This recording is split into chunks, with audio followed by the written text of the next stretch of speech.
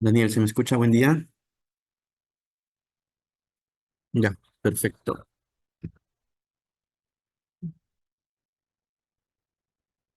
Entonces, vamos a empezar. La clase anterior nos quedamos analizando la vía piramidal. La clase anterior nos quedamos analizando la vía piramidal, que es la vía más importante del control motor y que les comenté de que era una de las competencias a adquirir en el curso, ¿ya? Entonces, ahora sí, como ya hemos repasado, como ya todos ustedes esta semana también han repasado la vía piramidal, ya podemos ir al examen neurológico. Entonces, en el examen de la fuerza, en el examen motor, podemos dividir las maniobras en dos grandes grupos, ¿no? La motilidad pasiva y la motilidad activa.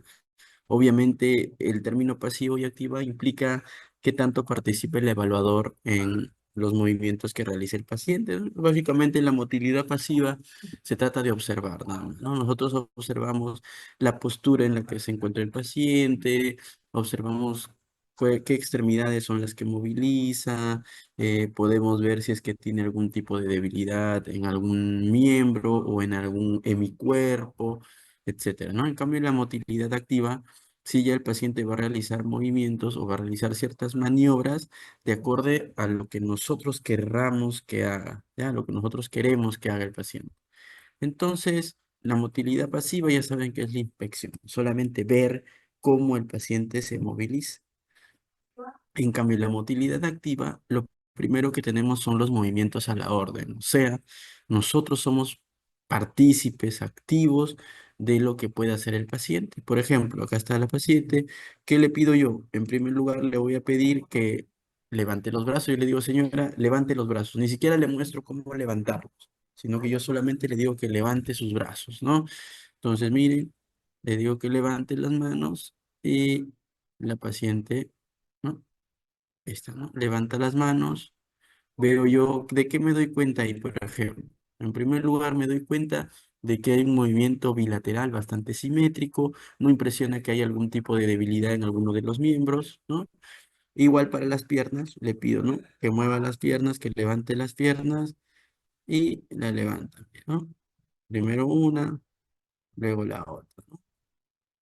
Perfecto. Entonces ahí nada más yo me doy cuenta de que aparentemente esta paciente, la verdad es que no tiene una debilidad llamativa, palpable, notable en alguna de las cuatro extremidades.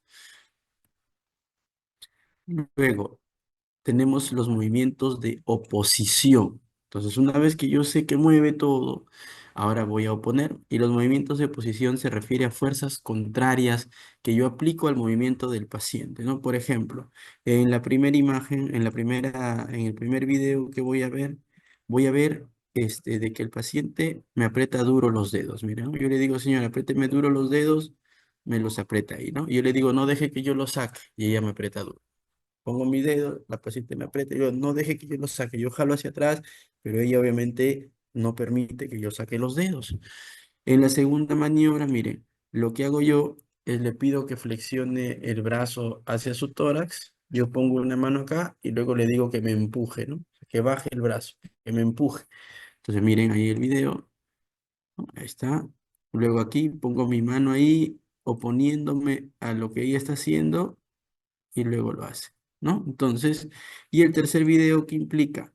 En el tercer video, yo le pido que coloque los brazos arriba, que los ponga firmes y yo voy a aplicar una fuerza contraria hacia abajo. Entonces, al aplicar una fuerza contraria hacia abajo, miren, ¿no? También evalúo. Ahora, ¿por qué estas tres maniobras, no? En realidad existen muchísimas maniobras, no hay nada escrito, no hay un patrón, una norma, una regla de qué es lo que tienen que hacer, ¿no? Pero lo que sí tienen que entender es de que estos movimientos están evaluando la extremidad por tercios. El primer movimiento, el de arriba, evalúa el tercio proximal, perdón, el tercio más distal. El segundo movimiento evalúa el tercio intermedio. Y el tercer movimiento evalúa el tercio proximal, la cintura escapular. Entonces, el primer movimiento evalúa básicamente la fuerza manual, ¿no? La mano. El segundo movimiento evalúa la fuerza del brazo y del antebrazo. Y el tercer movimiento evalúa la fuerza de la cintura escapular arriba, ¿ya? Entonces, de esa forma, con estos movimientos, yo puedo tener una idea de cómo es que el paciente, tiene fuerza adecuada o no en los tres tercios de la extremidad o en este caso del miembro superior, ¿da? ¿Y por qué es importante eso? Porque hay enfermedades que producen más una debilidad distal, hay enfermedades que producen más una debilidad proximal. Por ejemplo, las miopatías o las enfermedades que afectan el músculo producen más debilidades proximales. En cambio, las lesiones de la primera motoneurona producen intermedio distales, o sea, producen más debilidad intermedio distales, ¿ya? Sigamos. Ahora, ¿qué movimientos de oposición tenemos para el miembro inferior? Pues entonces igual, vamos de distal hacia proximal. Para la parte distal le pido yo que me pise la mano, ¿no? Entonces, miren, pongo mi mano en la planta de su pie y le pido que me pise la mano. Perfecto, ahí me doy cuenta qué tanta fuerza tiene el pie. En el segundo, para evaluar el tercio intermedio, doblo o flexiono la pierna y hago que estire, ¿no? Le digo estire, estire, estire, ¿no? Estire, perfecto. Entonces nuevamente vean, ¿no? Yo hago una flexión del miembro inferior y luego le pido que estire sobre la cama la pierna. Perfecto. Y luego para el tercio más proximal, ¿qué hago? Pongo mi mano por encima de su rodilla, pongo mi mano por encima de su rodilla y luego le pido que eleve la pierna, le pido que eleve la pierna, ¿no? Entonces de esa forma la primera maniobra me evalúa la fuerza del pie. La segunda maniobra me evalúa la fuerza de la pierna y del muslo. Y la tercera maniobra me evalúa la fuerza del muslo y de la cintura pélvica, ¿no? Entonces, de esa forma también puedo tener una idea general de cómo va la fuerza en el paciente, ¿ya? Ahora, las otras maniobras son las famosas maniobras especiales, ¿no? Que son maniobras descritas desde hace muchos años con el objetivo también de evaluar de forma simétrica la fuerza. Entonces, por ejemplo, en la primera maniobra tenemos pues el famoso juramento de Barré o la modificación de Mingasini, ¿no?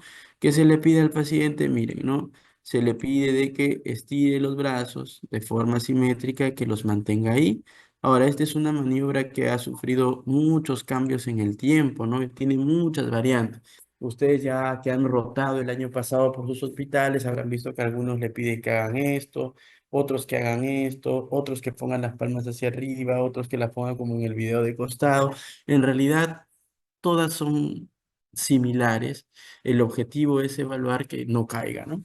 Que no caiga un brazo por debilidad o que la mano no rote hacia adentro, ¿no? Debilidades sutiles no van a producir una caída de la extremidad, pero sí pueden producir una rotación interna de la misma.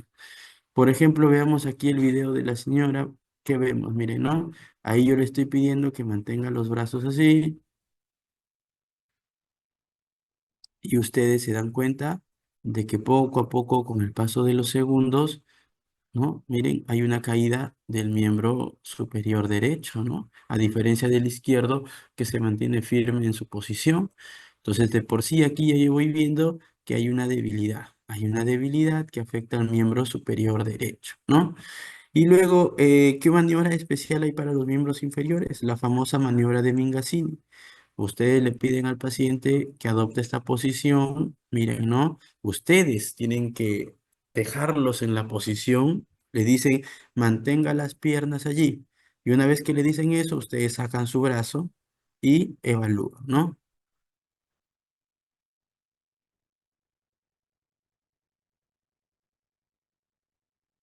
Entonces, como ustedes se pueden dar cuenta, no es fácil en realidad, ¿no? Si ustedes que son jóvenes probablemente van a durar algunos segundos, pues obviamente los adultos mayores duran menos, ¿no? Lo ideal es máximo unos 5 segundos, ver que mantenga adecuadamente la postura y ya está, ¿no? Porque si no, obviamente todos van a tender a la caída, ¿ya? La maniobra de Mingasini.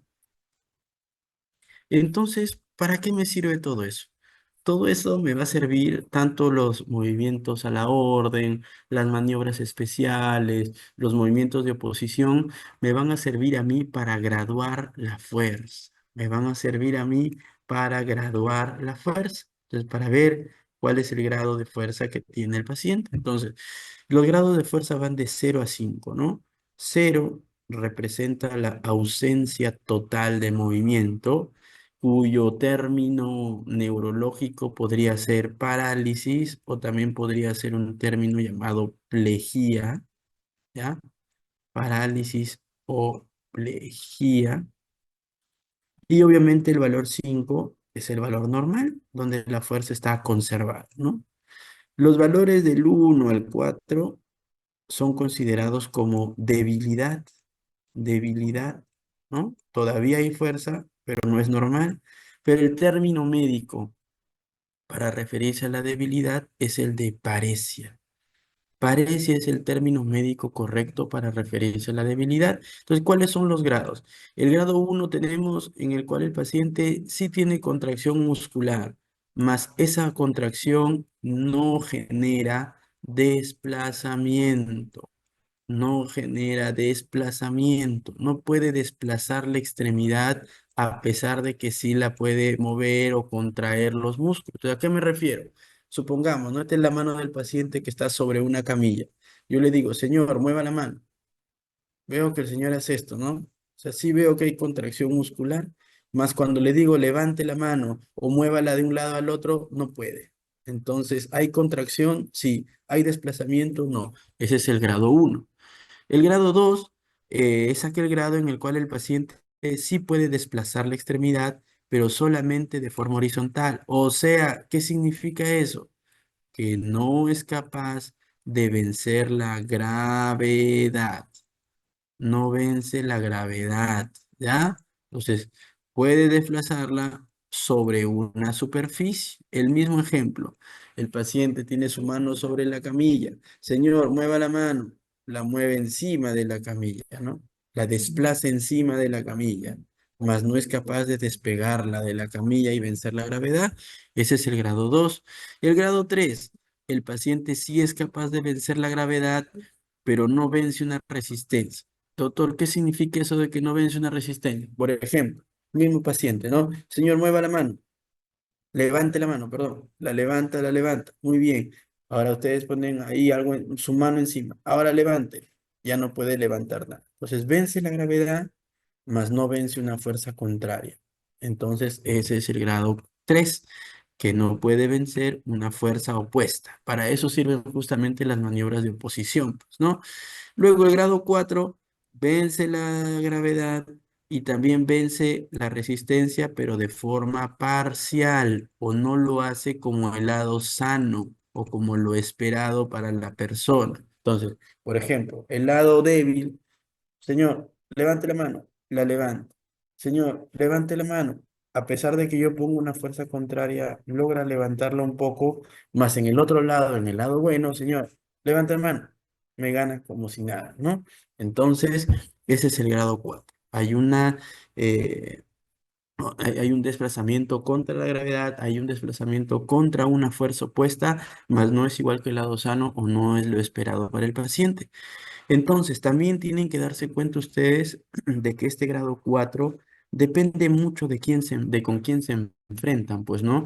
Por ejemplo, no le van a pedir, pues, a una abuelita de 80 años, como el video anterior, de que tenga la misma fuerza de un varón joven de 30 años o de 25 años, ¿no? Es imposible, ¿no? Es igual como que no les vamos a pedir la fuerza que sea idéntica a alguien de ustedes con, por ejemplo, no sé, con John Cena, ¿no? Entonces, obviamente que tienen que adecuarse ustedes a las características biológicas de cada persona, ¿ya? Muy bien, sigamos.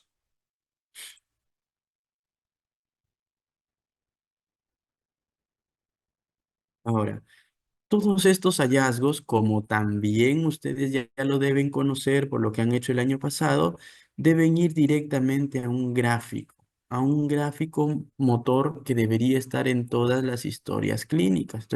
Todas las historias clínicas neurológicas tienen que tener su gráfico motor. En el gráfico motor, lo primero que ustedes tienen que darse cuenta es que las extremidades están divididas en tercios. Hay un tercio distal, hay un tercio intermedio y hay un tercio proximal, tanto el miembro superior como el miembro inferior. Lo segundo que ustedes deben ver es que el denominador siempre va a ser 5. El denominador siempre es 5. ¿Por qué el denominador es 5? Pues porque obviamente 5 es la fuerza normal. Es lo que deberían encontrar. Y lo que va a variar es el numerador donde ustedes van a colocar el valor que le encuentran ustedes después de la evaluación del paciente, ¿no? Entonces siempre este es el lado derecho. Siempre este es el lado izquierdo. ¿Ya? Siempre es así, es algo invariable. Siempre es derecho, siempre es izquierdo. Y los valores tienen que estar representados en ambos lados. Obviamente yo en este caso he omitido lo del lado derecho por una cuestión de no sobrecargar la imagen, pero lo pongo ahora, ¿no? Entonces, si es que la fuerza está normal, debería ser así. ¿Ya? Ojo que estamos repasando, ¿eh? Estamos repasando algo que ustedes ya han visto el año pasado. Muy bien, sigamos. Entonces, lo que también ya saben es de que tenemos que nombrar estos hallazgos. Por ejemplo, acá hay dos figuras que vamos a tomar para poder practicar, ¿no? Entonces, vamos a ver aquí, vamos a tomar este color. Muy bien. El paciente número 1. ¿Qué encuentro yo en el paciente número 1? Miren, el paciente número 1 tiene la fuerza normal en el miembro superior. Todos los valores del miembro superior del lado izquierdo están normales, ¿cierto? Ojo, no he puesto los valores del lado derecho solo para no sobrecargar la imagen, pero en realidad deberían estar ahí. Entonces, eh, en el miembro superior todo está bien. En el miembro inferior, ¿qué veo?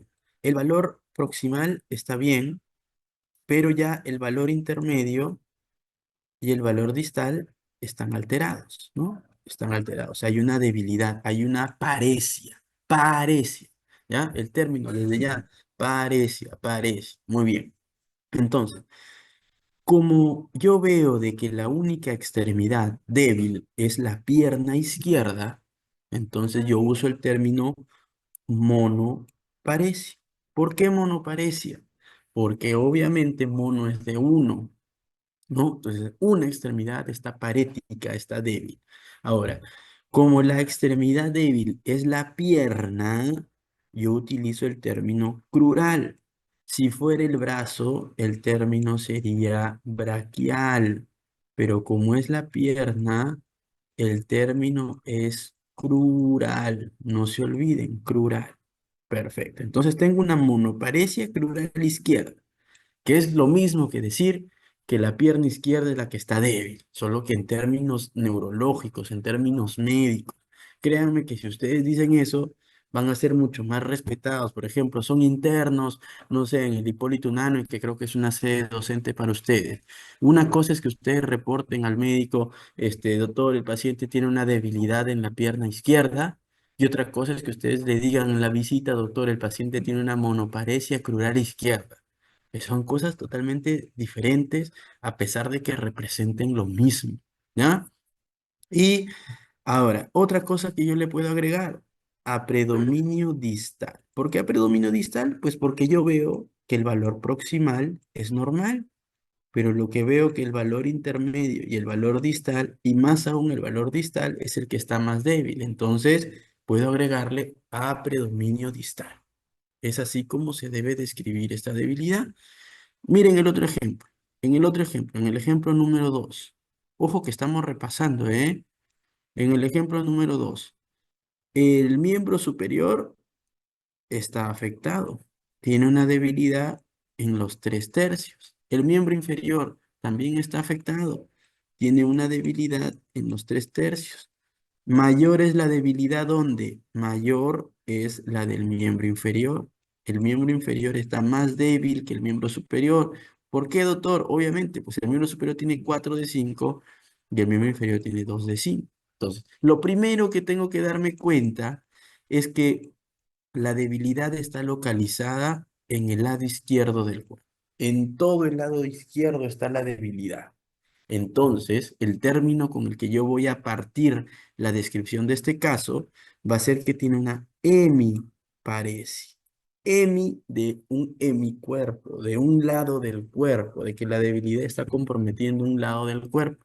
Y parecia de debilidad. Entonces, tiene una debilidad en un lado del cuerpo. ¿Qué lado del cuerpo? Pues el lado izquierdo, ¿no? Pues tiene una hemiparesia izquierda. ¿Qué más? No proporcional. Cuando yo utilizo el término proporcional o no proporcional, en primer lugar, yo utilizo ese término cuando la debilidad sí afecta a brazo y pierna del mismo lado. En el ejemplo número uno, yo no utilicé el término proporcional o no. ¿Por qué? Porque solamente estaba comprometida la pierna. Pues entonces, si el brazo está sano, ¿cómo lo voy a comparar? Imposible. Y en segundo lugar, es no proporcional, ¿no? Y cuando digo eso, tengo que decir quién está más afectado, si la pierna o el brazo.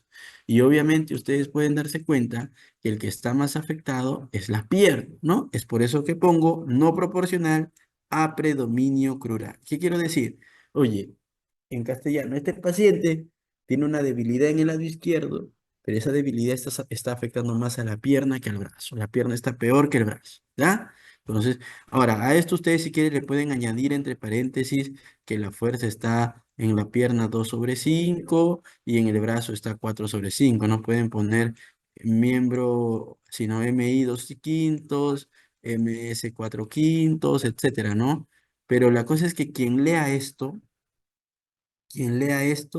se va a imaginar algo así. Quizás no con los números, pero sí con el patrón de debilidad.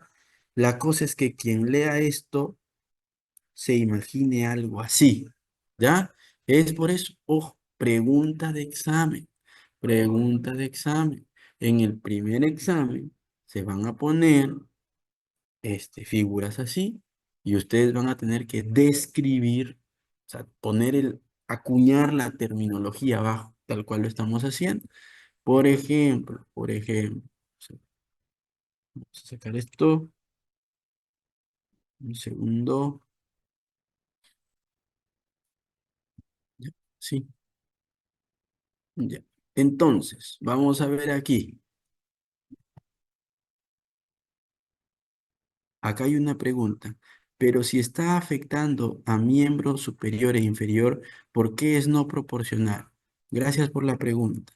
Es no proporcional, nuevamente repito, ojo, es no proporcional porque no están siendo afectados en la misma proporción. Si tú te das cuenta, la debilidad aquí es menor que la debilidad abajo. 4 es más que 2. El miembro superior está mejor que el miembro inferior. A pesar de que ambos están alterados, el miembro superior está mejor que el miembro inferior, está menos débil. Por eso que la debilidad es a predominio de la pierna, es la que está más afectada. ¿Ah? Que quede claro eso, ¿eh? Muy bien. Seguimos. Ahora, vamos a dibujar esto cuando lo hacíamos presencial, pues era al revés, pero ahora vamos a dibujar, ¿ya? Son ejemplos que vamos a resolver. Ya saben, lo primero, derecho, izquierdo, derecho, izquierdo, derecho, izquierdo, ¿no? Lo segundo, me dice, ojo que ustedes tienen que completarlo todo, ¿ah? Todo, o sea, 5, 5, 5. Acá vamos a ahorrarnos la parte sana. Dice, hemiparesia izquierda proporcional, un hemicuerpo. ¿Qué hemicuerpo? Izquierdo, fácil. Entonces, como la hemiparesia es proporcional, entonces fácil, le coloco 3/5 a todo el lado izquierdo.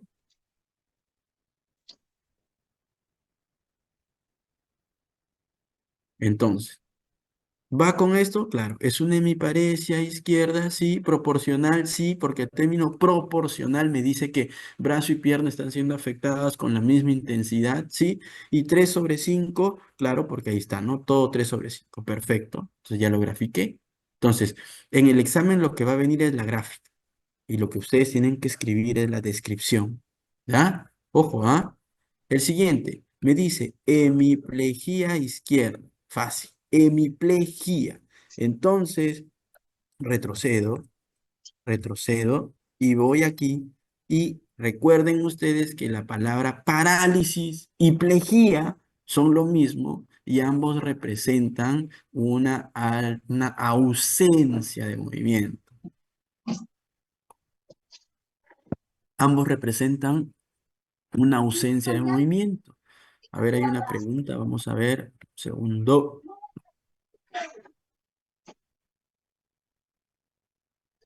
Pero si está afectando a miembro superior e inferior, ¿por qué es no proporcional? Porque no lo afectan con la misma proporción. O sea, la gravedad no es idéntica, no es igual. Una cosa es que te choque una moto, el auto, y otra cosa es que te choque un bus, el auto, ¿no? La gravedad del daño no es igual, por eso es no proporcional. No están afectados con la misma intensidad, con la misma proporción, ¿ya? Gemsi, ¿nos quieres decir algo? Gemsi.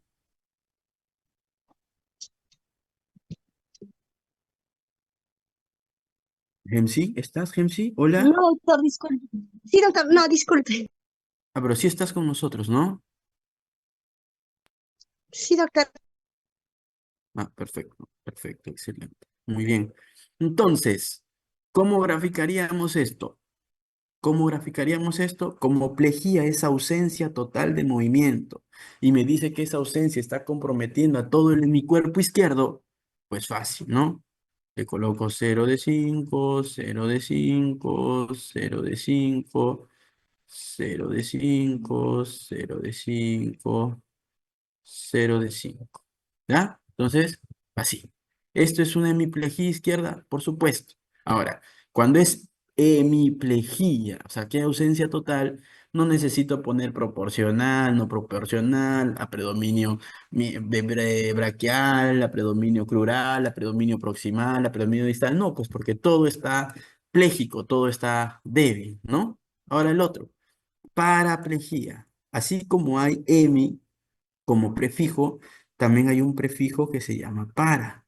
El prefijo para se usa para los miembros inferiores, para los miembros inferiores. ¿Quién no ha escuchado, no? En las películas, uy, está parapléjico, dicen, ¿no? ¿No? Está cuadripléjico, parapléjico. Pues el prefijo para se usa para los miembros inferiores. Entonces, plejía es ausencia total de movimiento y para miembros inferiores. Entonces, ¿cómo se grafica esto? Así. Ese paciente no mueve nada de las piernas, ¿no? ¿Por qué? ¿Qué pasó? Si ustedes recuerdan la vía piramidal, desde ya pueden darse cuenta de que si los brazos están bien, pero las piernas están mal, probablemente la vía piramidal se ha interrumpido en la médula espinal, después de su paso por la región cervical, ¿no? Entonces, ojo, estamos recordando, ¿ah? Rafael, ¿estás, Rafael? Dime algo, por favor. ¿Todo bien hasta ahora? ¿Tienes alguna duda, pregunta, comentario, aporte?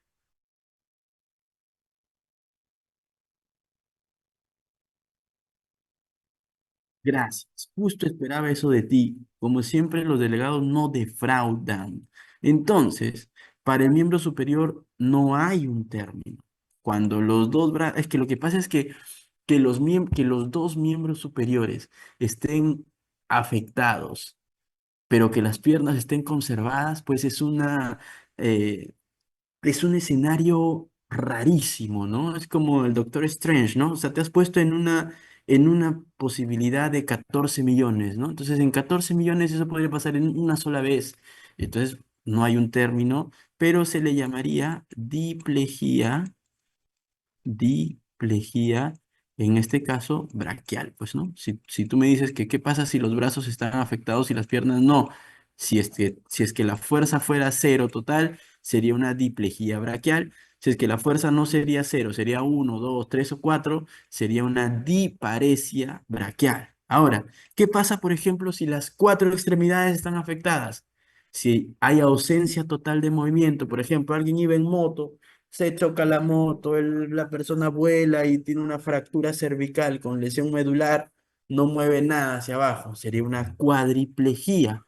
¿Qué pasa? Que sí mueve algo, pero igual todo está débil. Sería una cuadriparesia, ¿no? Recuerda, paresia es debilidad, plejía es ausencia total de movimiento, ¿no?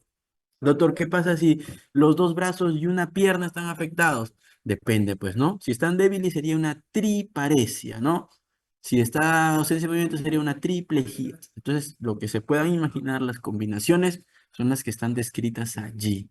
Ojo, ¿ah? Ojo, no se olvide. Así va a venir. Repasen esa parte de la semiología que han hecho en sus prácticas, seguramente el año pasado. ¿Ya? Muy bien. Sigamos, sigamos. Entonces, regresamos a lo mismo, ¿no? Regresamos, miren, ¿no? Comenzamos así. ¿Dónde está? Perdón. Comenzamos ahí y terminamos ahí, ¿no? Entonces es como Thanos dice, ¿no? Tu fracaso te trajo de vuelta a mí. Pues terminamos aquí. ¿Por qué? Porque si conocemos bien la vía piramidal, doctor, y la cuadriplejía y la tetraplejía sería lo mismo, ¿verdad? Sí, pues en el contexto de nosotros los seres humanos que tenemos cuatro extremidades, sí. Contexto de otros seres, ahí sí no sería, pero nosotros sí, sí, está muy bien. Ahora, si nosotros conocemos bien la vía piramidal, vamos a ser capaces de ¿qué? De localizar una lesión. Localizar una lesión.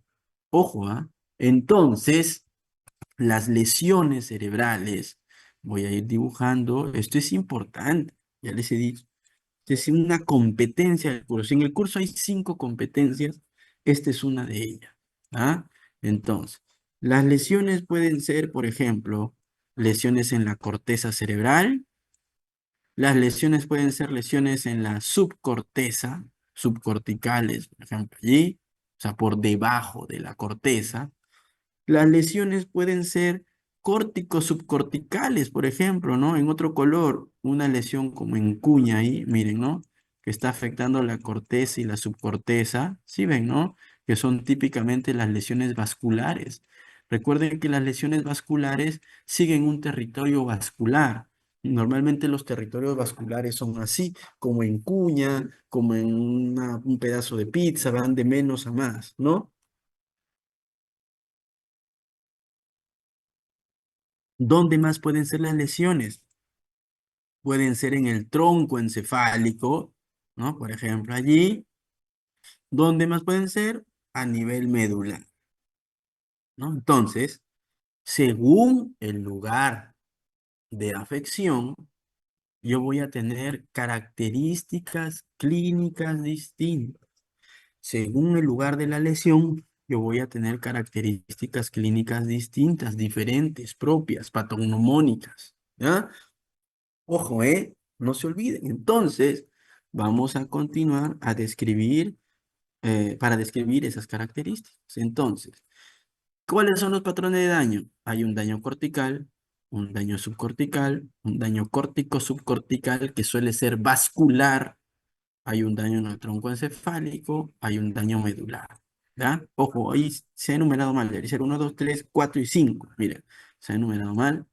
Entonces, ¿qué hay en el daño cortical? Ya, lo primero que ustedes tienen que saber, estamos hablando neta y puramente de lo motor, ¿ya? Ojo, ¿ah? Entonces, en primer lugar, los daños corticales únicos, solos, aislados, son totalmente infrecuentes. Para usar otra palabra, son raros, ¿no? ¿Por qué? Doctor, ¿y por qué un daño cortical es raro?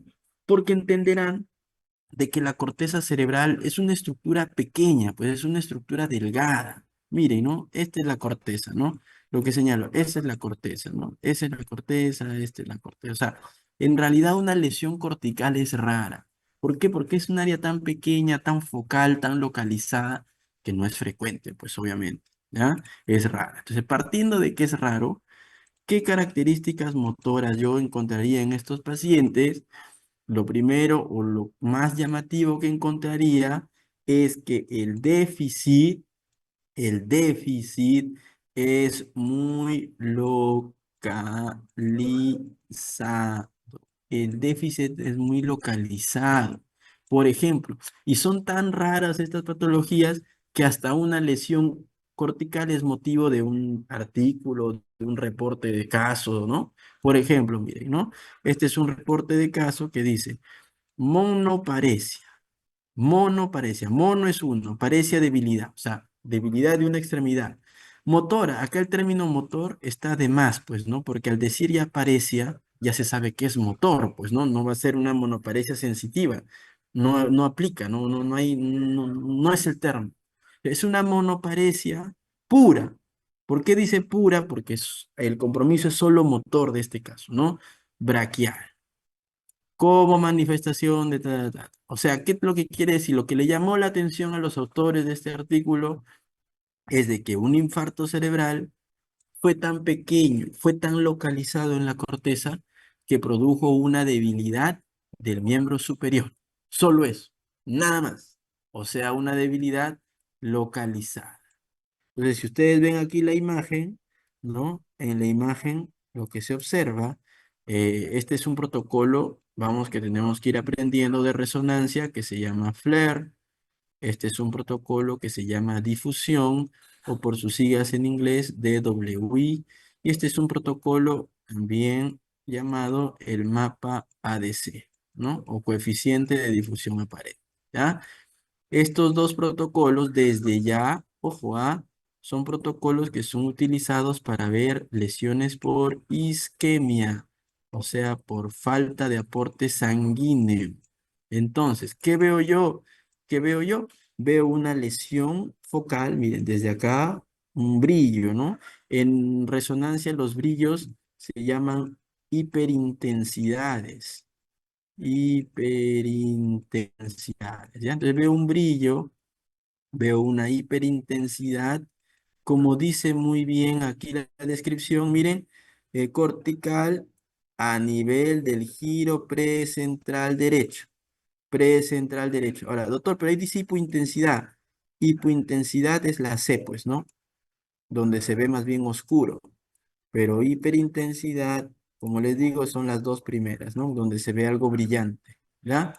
Entonces, a nivel del giro precentral derecho, y si ustedes se recuerdan, el giro precentral es justamente lo que comentamos al inicio.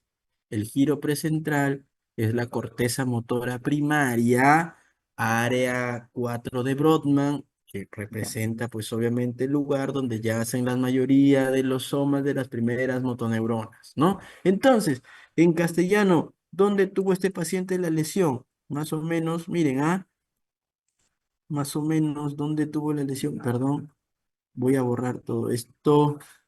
Vamos a borrar, perdón. ¿Dónde tuvo el paciente la lesión? ¿Dónde la tuvo? Más o menos aquí. Ahí. Tal es que lo que produjo fue una debilidad del miembro superior. Obviamente, contralateral. La lesión o la debilidad, no sé de qué lado es, no la hemos leído, déjenme ver, perdón. Bueno, no lo dice, pero aquí la lesión es derecha, entonces la debilidad tiene que ser en el miembro superior izquierdo, ¿no? Contralateral la lesión, ya saben por qué, por la degustación de la vía piramidal, ¿ah? No se olvide, no se olvide. Luego viene el daño subcortical, el patrón subcortical. ¿Qué yo veo en ese patrón? Miren, ¿no? Por ejemplo, esta es una resonancia donde la lesión es profunda, no es cercana a la corteza. ¿Qué características tienen estos pacientes con un daño subcortical? Primero, primero, que producen una debilidad, pero ya no localizada, sino es una debilidad difusa. Doctor, ¿qué significa difusa? Que es una debilidad que suele afectar a cara, más brazo, más pierna. O sea, suele producir hemiparesis. ¿Por qué? ¿Por qué, doctor? Porque una vez que abandona la corteza, las fibras, como ustedes recuerdan, motoras, se van juntando entre sí, se van compactando.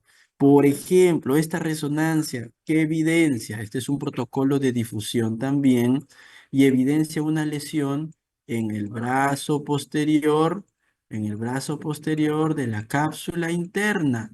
Y si ustedes recuerdan la clase anterior, la cápsula interna y su brazo posterior Son los lugares donde las fibras motoras se compactan, se pegan, están más juntas, como le quieran decir. Entonces, una lesión allí es capaz de producir una debilidad simétrica. ¿Qué más? ¿Qué otra característica tienen estas lesiones subcorticales? De que suelen acompañarse de problemas sensitivos. ¿Dónde? En el mismo lado. ¿Qué quiere decir, doctor? Por ejemplo, este paciente tiene una lesión en la cápsula interna derecha. La debilidad va a ser en el hemicuerpo izquierdo. Y además de tener una debilidad en el hemicuerpo izquierdo, también va a tener problemas sensitivos en el mismo hemicuerpo. Va a sentir el lado entumecido, adormecido, cuando se toque no va a sentirlo tan bien, ¿verdad? ¿Y qué otra característica tienen las lesiones subcorticales? De que la parte cognitiva, la parte de unas funciones que se llaman las funciones superiores. ¿Cuáles son las funciones superiores? Ustedes también ya lo saben, ¿no? Las funciones superiores, lenguaje, memoria, praxia, nocia, etcétera, van a estar conservadas. ¿Por qué? Porque la mayoría de las funciones superiores tienen una localización cortical. Como acá la lesión no compromete la corteza cerebral, no hay compromiso o hay compromiso mínimo de dichas funciones. ¿Ya? No se olvide. Perfecto, ese es el daño subcortical. Sigamos, sigamos, sigamos, sigamos. Luego viene el daño córtico subcortical. Córtico, subcortical. Entonces, de por sí aquí, ustedes tienen que entender que las lesiones son extensas, ¿no? ¿Por qué extensas? Pues porque se afecta la corteza y la subcorteza, las lesiones tienen que ser extensas. Por ejemplo, en el dibujo que ven, o perdón, en la imagen es de una resonancia magnética que ustedes pueden ver donde este es el protocolo de difusión y donde se ve una hiperintensidad en todo el territorio irrigado por una arteria que se llama la arteria cerebral media. En este caso es del lado izquierdo.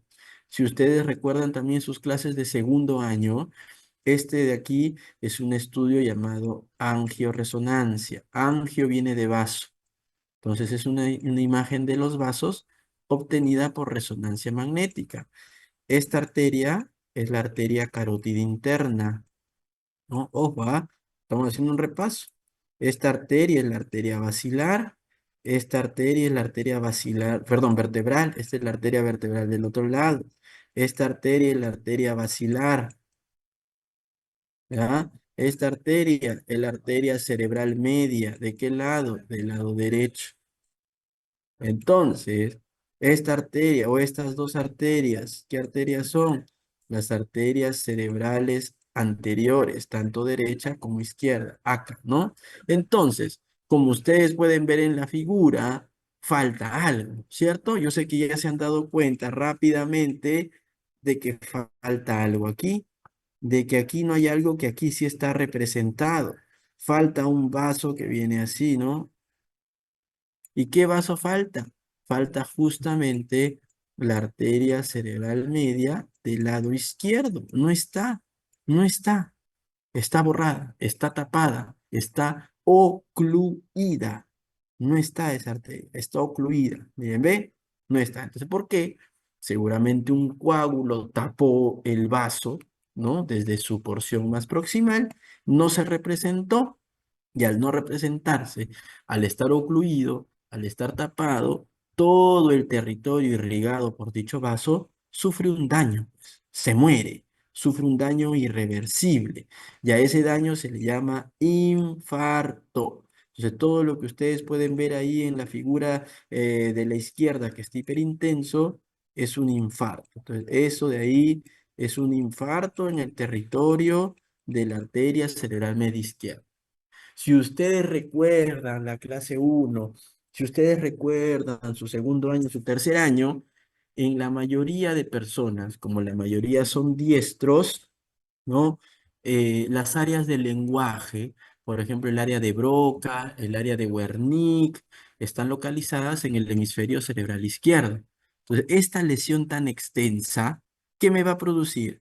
En primer lugar, me va a producir que un problema motor, una debilidad o una ausencia de movimiento, una plejía del otro lado.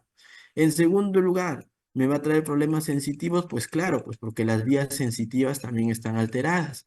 Pero ¿qué más me va a promover? ¿Qué más me va a producir?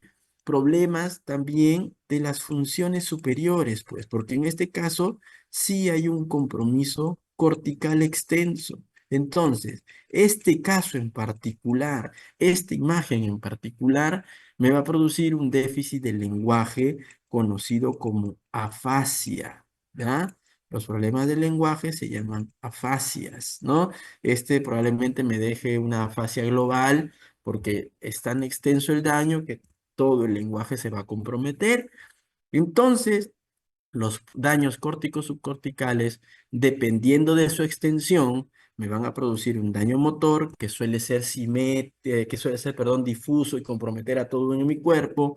Me van a producir un problema sensitivo también con la misma distribución de la debilidad, pero también me van a producir problemas de las funciones superiores. ¿Qué función superior? Depende de la localización.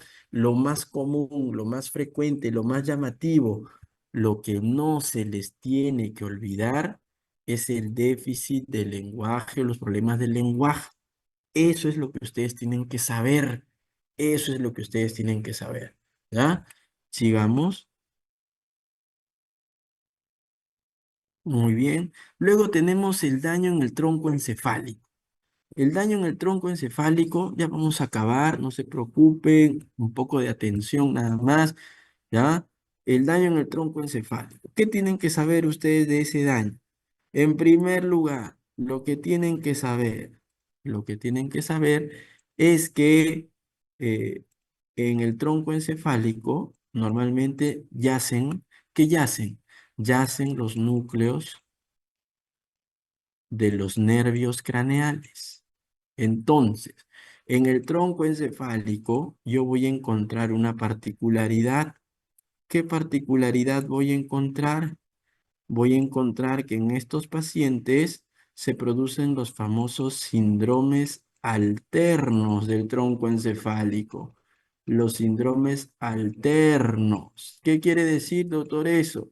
De que yo voy a encontrar una debilidad en un lado, por ejemplo, dos, no pongo el 5 no pongo el 5 de denominador, pongo 2 2 2 2, este es el lado derecho, este es el lado izquierdo.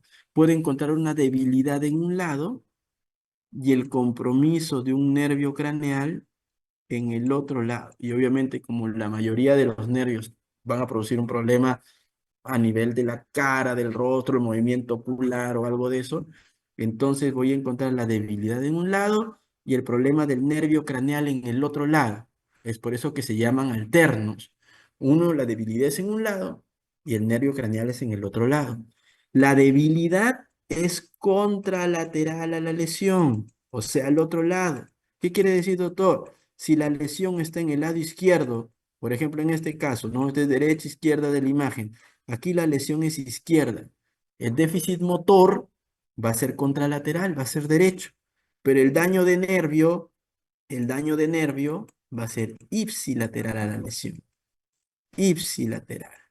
Es por eso que las lesiones del tronco encefálico me van a producir los famosos síndromes alternos del tronco encefálico. Entonces, van a haber síndromes alternos del mesencéfalo, van a haber síndromes alternos de la protuberancia y van a haber síndromes alternos del bulbo raquídeo o de la médula oblongata, como le quieran decir.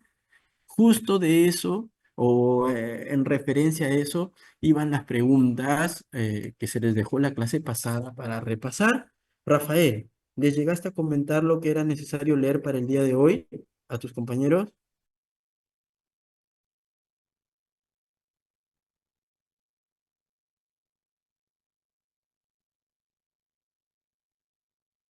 Ya, perfecto. Entonces, Rafael, también me llama la atención, solo hay 59 conectados. ¿Es cierto o estoy viendo mal? ¿Tú ves la misma cifra también en tu...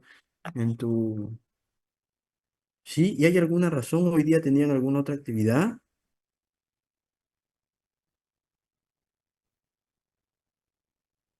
¿Y qué pasó? A ver, déjame ver acá la lista.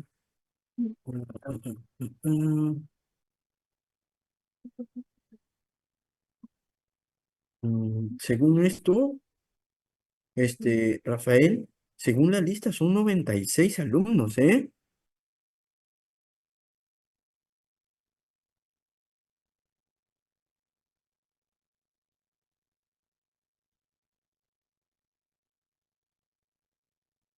¿Qué están llevando? ¿Pero clases de qué? ¿Y a qué se van a dedicar ellos? ¿Van a ser médicos o van a ser o van a ser, de repente van a trabajar en un crucero, o van a ser profesores en el IBNA, en el británico? Mira, Rafaela, me están obligando a que el examen sea difícil, a que el examen sea complejo, porque, vamos, creo que el 98% aquí no tiene otra responsabilidad más que estar frente a la laptop a escuchar una clase, ¿cierto? Probablemente alguien tenga otra responsabilidad adicional,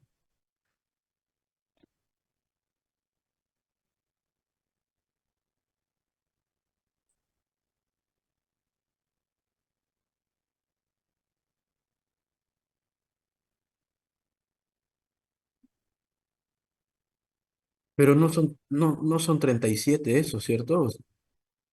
A eso yo voy, pues, ¿no? La verdad no tiene sentido, ojo, mira, ¿ya?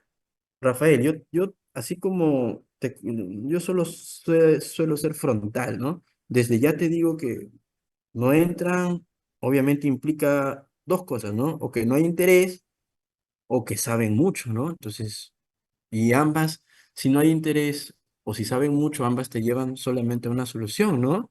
A, a evaluar, digamos que un poco complejo para ver si así o tienen interés o realmente se dan cuenta que no saben mucho, ¿ya? Ojo, vamos a ir llamando lista mejor. Un segundo.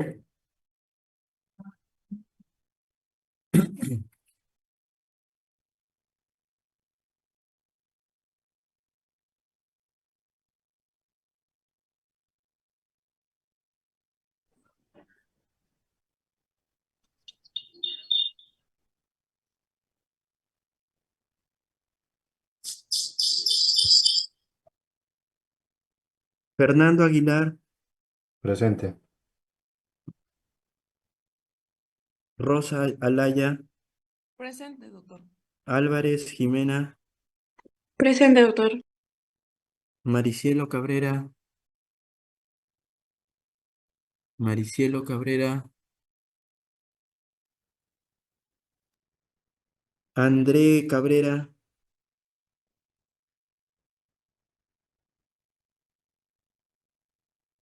Areli Calcina,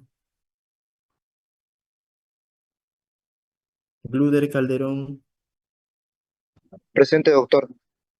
Brenda Carranza, Presente, doctor. Tania Casas, Presente, doctor. Mauricio Castro, perdón, Kenjiro Castro,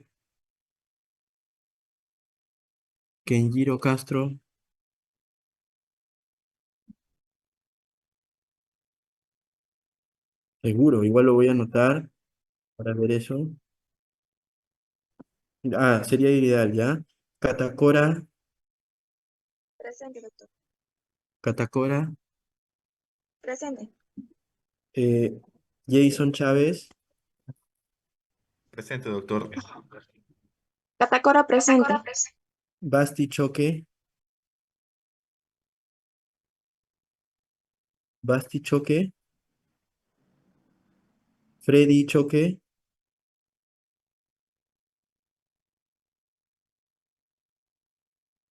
Choque Guaita José,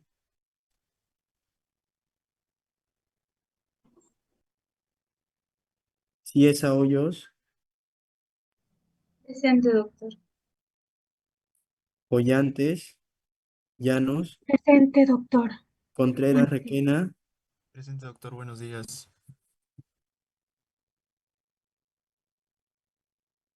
Córdoba, no, Rebeca sí está, Corimaigua Andrea, Presente, Corimaigua, doctor.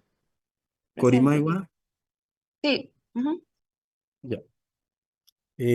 Juan Correa, Presente, doctor. Cotacayapa, Paola, Presente, doctor. Keila Cotacayapa, Keila,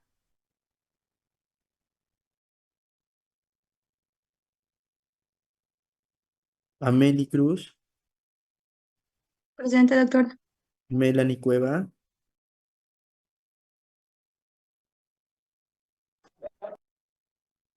Leonardo Cuno, Presente, doctor. Daniela Daniel, Presente, doctor. Catherine de la Cruz, Presente, doctor. Buenos días. Damaris de la Sota, Presente, doctor. Samantha del Castillo, Presente, doctor. David Dionisio, Presente, doctor. Buenos días. Dani Escribas, buen día. Dani Escribas, Sara Florencio, Buenos días, doctor. Presente. Kevin Fuchs, Presente, doctor. Milén García, Manuel González, Buenos días, Doc. Presente. Manuel, ¿sí? Manuel. Yerner Guaranga, Presente, doctor. Buenos días. Milen García, Milen, no está, ¿no?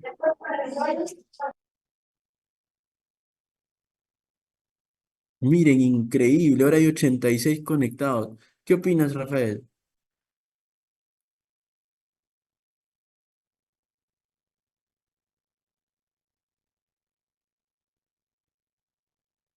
Yo te pregunto, ¿no es más fácil entrar a una clase virtual que una presencial?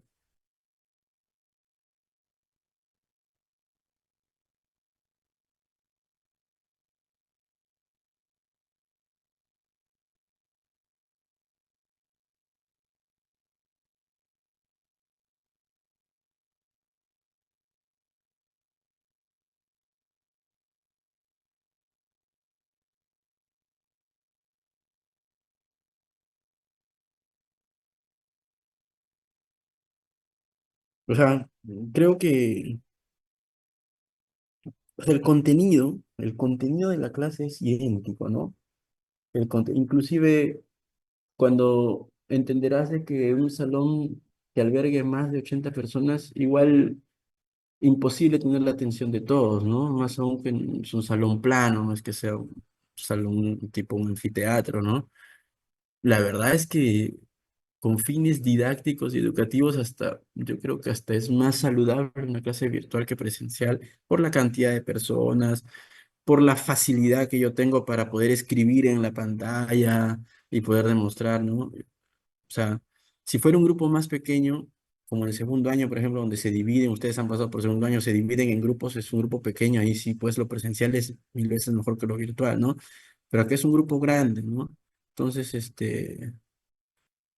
mm, mm, no sé, Rafaela, hay que reducir el grupo, creo, ¿ah? Yo me voy a encargar, no se preocupen de que para quinto año sean la mitad nomás. Ya, Doctor, disculpe. un ratito estoy llamando lista. Creo que no estabas cuando te llamé. Ah, no, sí estabas. Ya. Este, me quedé en Yerner Guaranga, ¿está?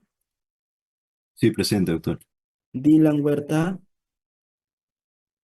Presente, doctor. Gabriel Ilazaca, La saca. Presente, doctor. Piero Jara, Piero Jara, ¿no está? Ariana Jesús, Buenos días, doctor. Presente. Danibel León, buenos días. Presente, doctor. David León, Presente, doctor. Buenos días. Sun Milloja, Presente, doctor. Moisés Arón, Presente, doctor. Jazmín Maque, Presente, doctor. Andrea Marca, Presente, doctor. Ana Lucía Meléndez, Presente, doctor. Increíble, están todos ahora. Increíble. Paola Mestas, Presente, doctor. Yesenia Mestas, Presente, doctor. Diana Mestas,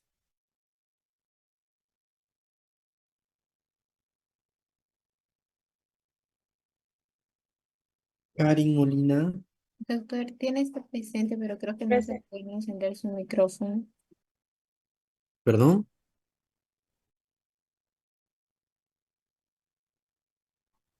Doctor, me llamo Buenos días, presente.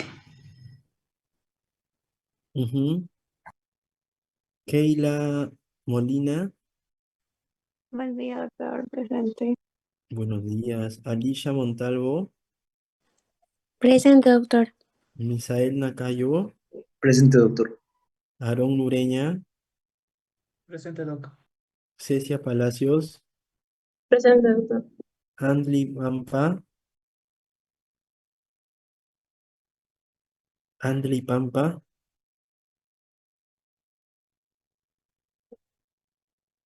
Ender Panduro,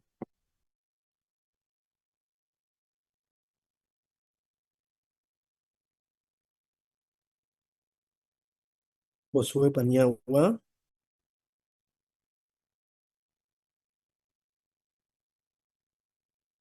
Paricagua Cecia, Presente, doctor. Paz Guerrero, Presente, doctor. Pérez Guerrero, Presente, doctor. Milagros Pérez, Buenos días, presente. Gabriel, buenos días, Gabriel Fala,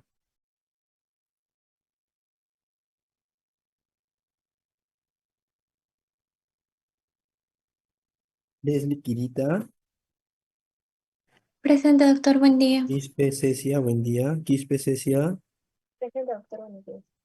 Jordan Rengifo, Presente, doctor.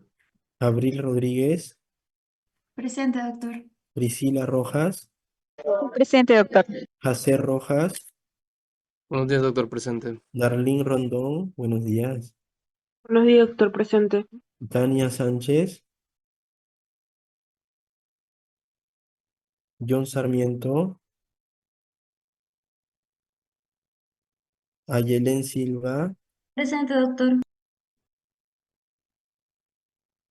Kaylee Sopla,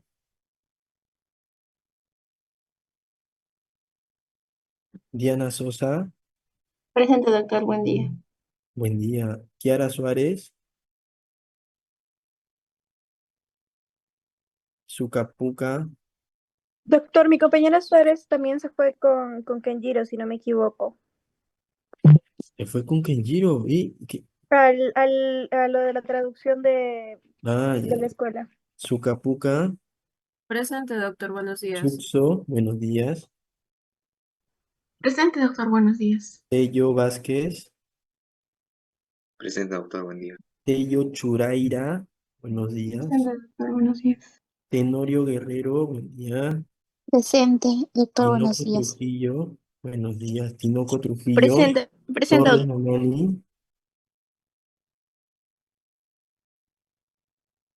Torres Vázquez, Presente, doctor. Buenos días. buenos días, Valencia León, Buenos días, doctor, presente. Valencia Borda, Presente, doctor, buen día. Valencia Aguirre, Buenos días, doctor. Presente. Vázquez Luna, buenos días, Presente, Vázquez doctor. Luna, Vázquez Presente, doctor. Luna, ¿Me escucha? ahora sí, Velarde Ñavincopa, Presente, doctor. Velázquez Condori, Presente, doctor. Buenos días. Vivancos, buenos días, Vivancos Condori, Presente, doctor. Yampara Lima, Presente, doctor. Yoctún González, Presente, doctor.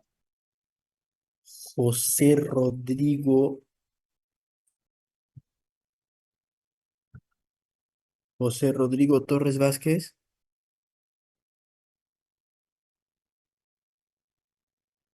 José Rodrigo Torres Vázquez, Presente, doctor.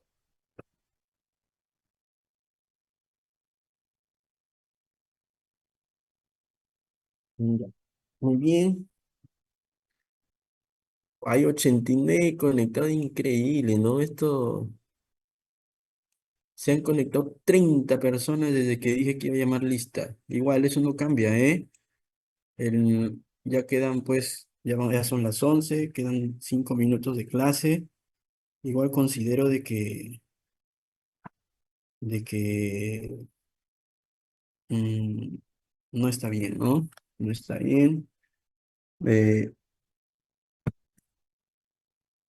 Su única misión es estar aquí escuchando una clase, les guste o no, ¿no? Ustedes decidieron estudiar la carrera, así que tienen que estar aquí. Mm,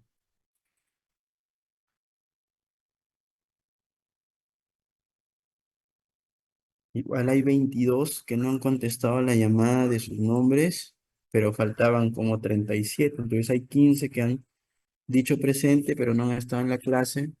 Entonces, en vista de que el curso está sencillo, en vista de que el curso está fácil, pues vamos a ver eso, ¿no? Daniel, ojo, tú eres testigo, eres delegado, has estado aquí, así que cualquier cosa, ya sabes por qué. Muy bien, entonces, sí, sí, habíamos dejado para describir unas enfermedades, vamos a preguntarle, a ver, Daniel Torres. Daniel Torres, veo que también se ha conectado. Daniel Torres, uno de los síndromes es el síndrome de Weber. ¿Qué nos puedes decir, Daniel, del síndrome de Weber?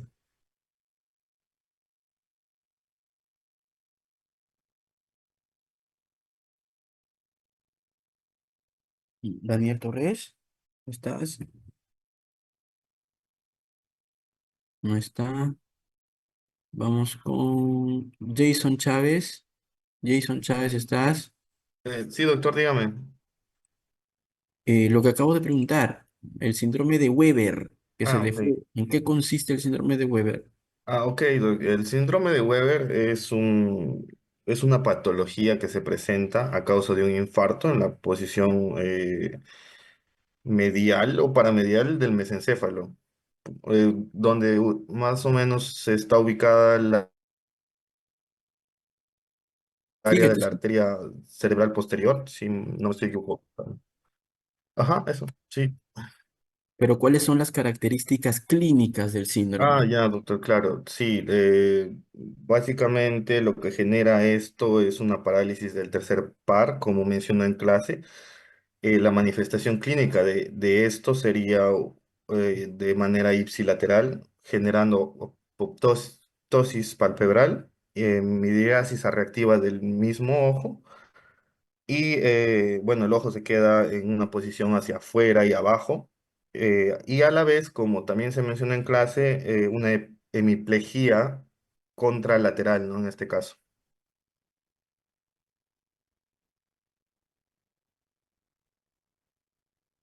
Perfecto. Entonces, contextualizando lo que dice su compañero Jason, ¿no? En primer lugar, el síndrome de Weber es uno de los síndromes alternos más conocidos del tronco encefálico. Es un síndrome propio del mesencéfalo. ¿Por qué? ¿Por qué es propio del mesencéfalo? Jason, por tú mismo que has contado, ¿por qué el síndrome de Weber es mesencefálico? ¿Qué es lo que lo hace mesencefálico? ¿Qué estructura está en el mesencéfalo de las que tú has mencionado? Eh, el pedúnculo, ¿no? Podría Ya, ser. el pedúnculo. ¿Qué más? ¿Qué es lo que lo hace mesencefálico? O vamos a pedir ayuda. Vamos a pedirle ayuda a Leonardo Cuno. ¿Está Leonardo Cuno? Sí, doctor, presente. Sí. Mm, Porque es una afectación en el pedúnculo cerebral. O, Ya. Por el pedúnculo cerebral pasan las vías motoras, ¿no? Que al igual pasan por la protuberancia, que al igual pasan por el bulbo. Entonces, digamos que eso no lo hace mesencefálico, ¿no? Lo que lo hace mesencefálico es justamente el nervio craneal comprometido, ¿no? Porque ustedes deben recordar de que el tercer nervio craneal es un nervio mixto, es un nervio motor y es un nervio parasimpático autonómico, ¿no? Y ambos núcleos, tanto el núcleo motor como el núcleo parasimpático, tienen una localización mesencefálica justamente, ¿no? Entonces, ambos están en el mesencéfalo y eso es, por eso es un síndrome alterno mesencefálico, ¿no? Y como muy bien ha dicho Jason, produce un compromiso del tercer nervio craneal del mismo lado de la lesión y produce una debilidad contralateral. Ahora, él ha dicho hemiplegia, puede ser hemiparesia. La cosa es que tengo un compromiso motor contralateral. Justamente es un síndrome alterno. Tiene un nervio craneal ipsilateral y tiene una debilidad contralateral. Por eso es un síndrome alterno. Muy bien, entonces acá puede ser hemiparesia o puede ser hemiplegia, ¿no? Ya. Muy bien, Jason. Gracias. Vamos con otro participante. Eh, vamos con otro participante. A ver.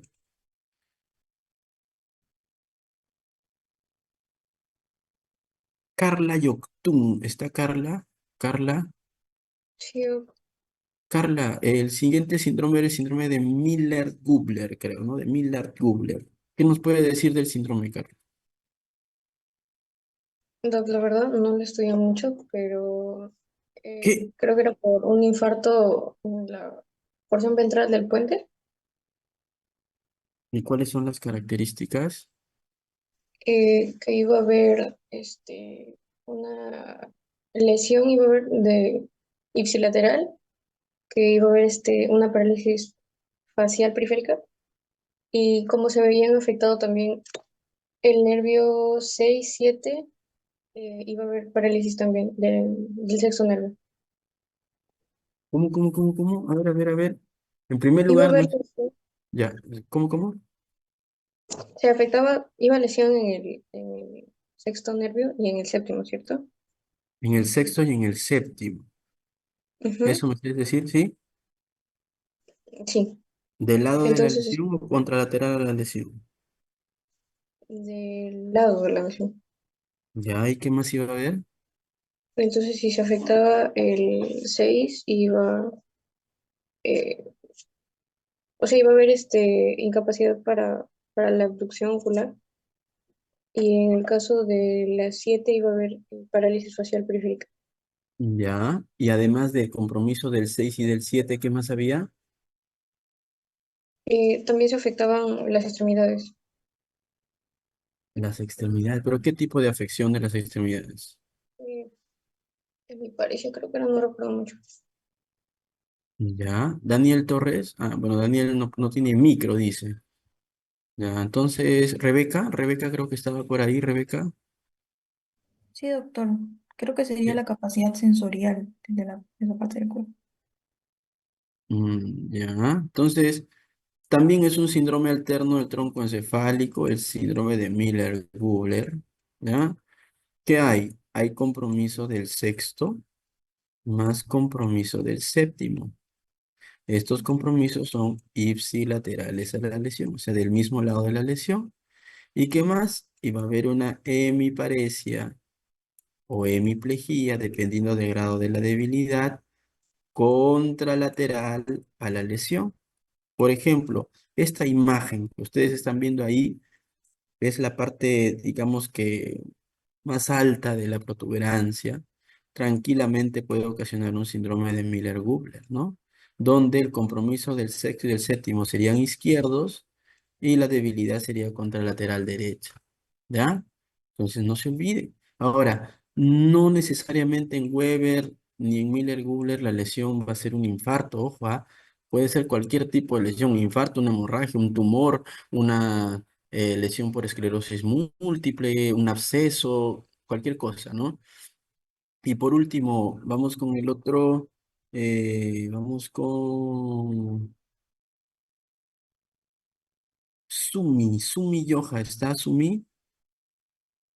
Sí, doctor. Sumi, del último síndrome, ¿cuál era el síndrome del otro? Babinski-Narudet. Ya, ¿qué nos puedes decir de ese Mm, síndrome? ¿Ese fue ah, PKG? ¿Cómo? Ese fue el que dejé, ¿sí? ¿Segura? O el de Wallenberg. Hubo un 4. ¿No sabes la tarea? No, no. Rafael, por favor, si nos dices la tarea,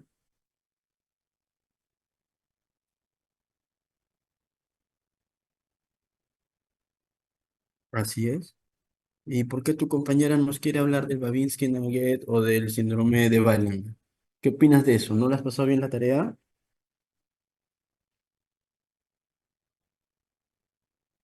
No, doctor, me confundí con el nombre. Eh, Entonces, cuéntanos, Sumi, el síndrome de Deyerin, el bulbar medial, ¿por qué se caracteriza?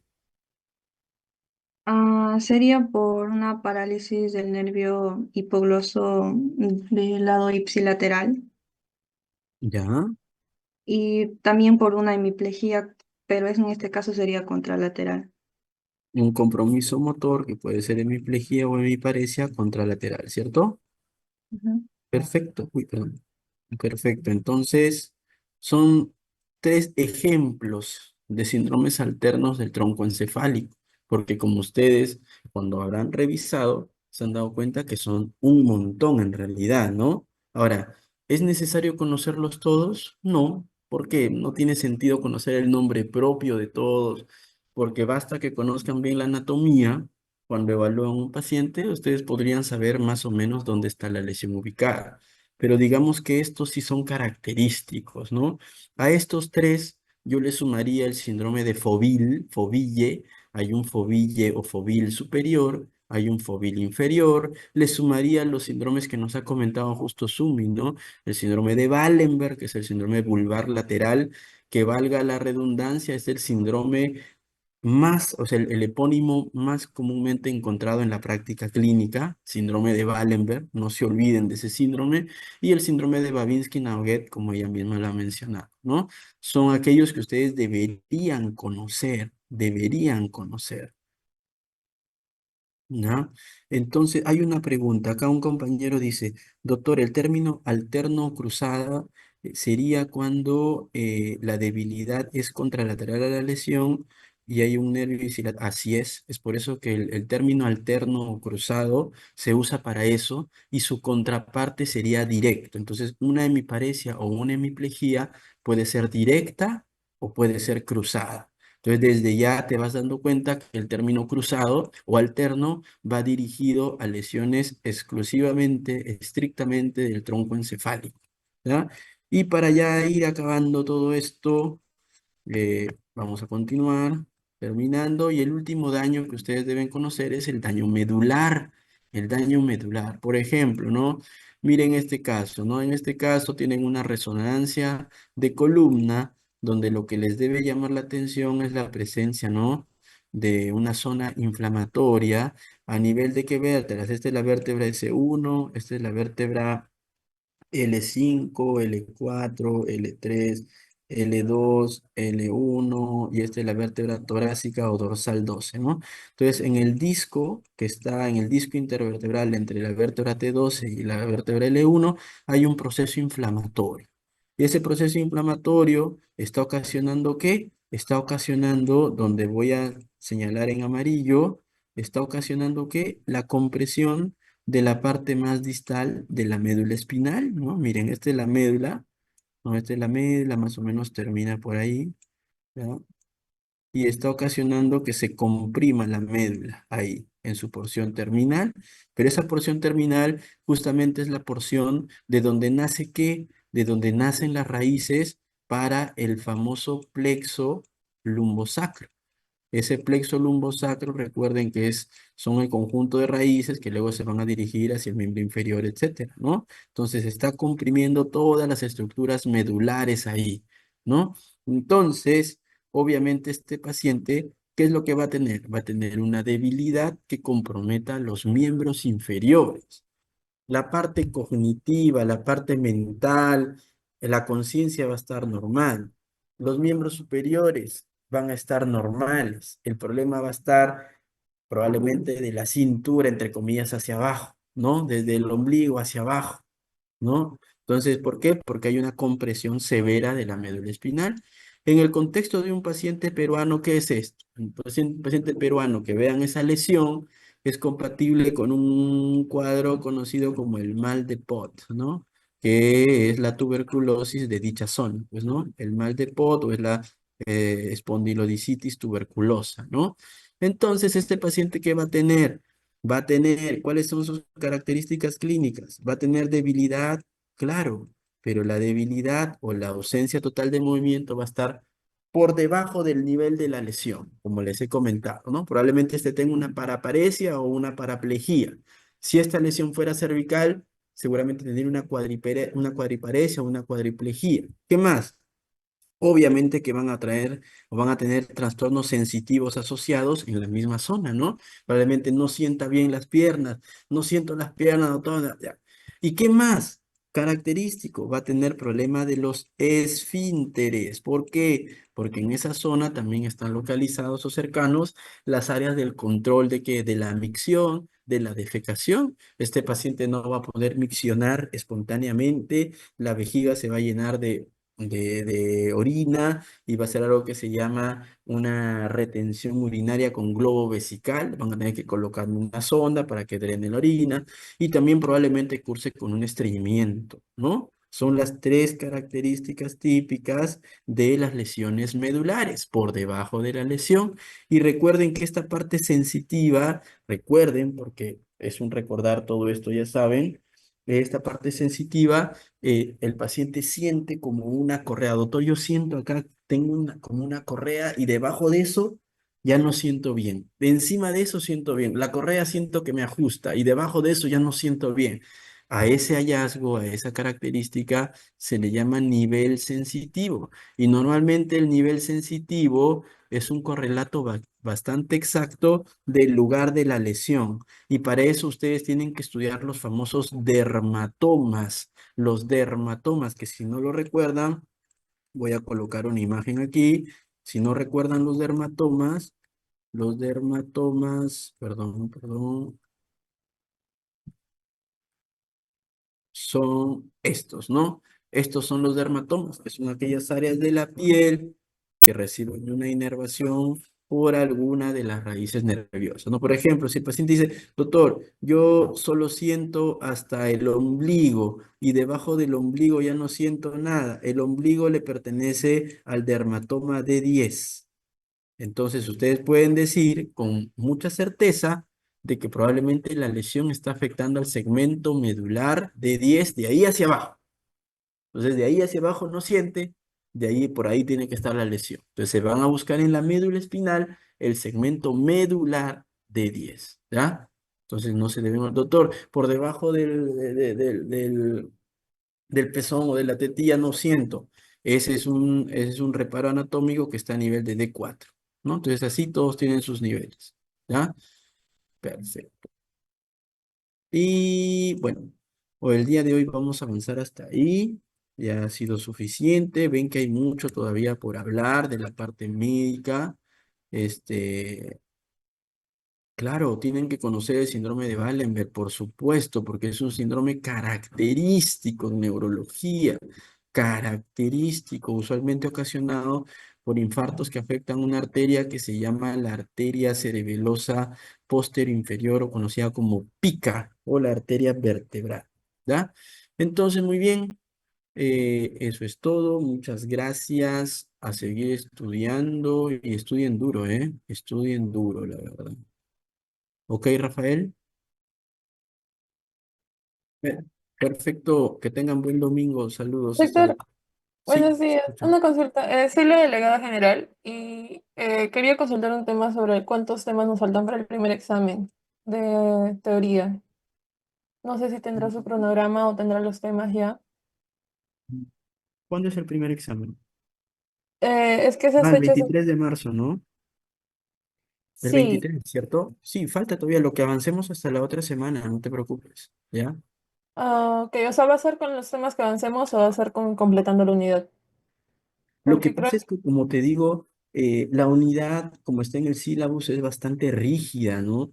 Y pues no somos robots, ¿no? En realidad, como verás, estamos tocando temas que podrían pertenecer a la primera unidad, pero de por sí también podrían pertenecer a otras unidades, ¿no? Como te dije, como le dije, perdón, a Rafael, yo ya he hecho un cronograma ya. Lo que pasa es que todavía con la escuela me toca definir los días presenciales y los días virtuales para poder yo dárselos a ustedes, pero los temas ya están, ¿no? No te preocupes, ¿no? Pero vamos, que es lo que vamos avanzando hasta ahora, ¿no? Aquí, lo que vemos aquí en clase, eso, ¿ya? Ok, doctor, entonces esa fecha quedaría primer examen. Y, De mi parte, sí. Bueno, yo no he puesto las fechas, ojo, a las fechas las pone escuela. Yo no he puesto ninguna fecha. De exámenes me refiero, ¿no? ¿Ya? Entonces, un gusto, que tengan un buen día. Saludos, hasta luego. buen día, Gracias, gracias. doctor. Hasta Muchas luego, gracias, buen doctora. día. Hasta luego. Gracias, doctor. Gracias, doctor. Gracias, doctor.